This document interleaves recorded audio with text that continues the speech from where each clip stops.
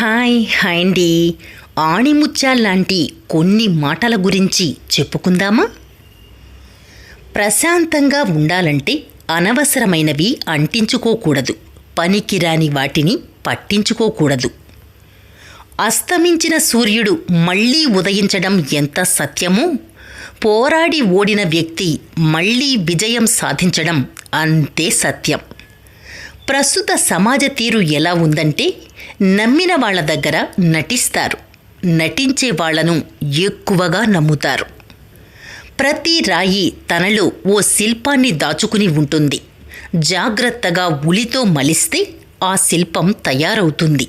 అలాగే ప్రతి మనిషిలో ప్రతిభ దాగి ఉంటుంది. కష్టమనే ఉలితో పట్టుదలగా చెక్కితేనే విజయం అనే శిల్పం బయటపడుతుంది.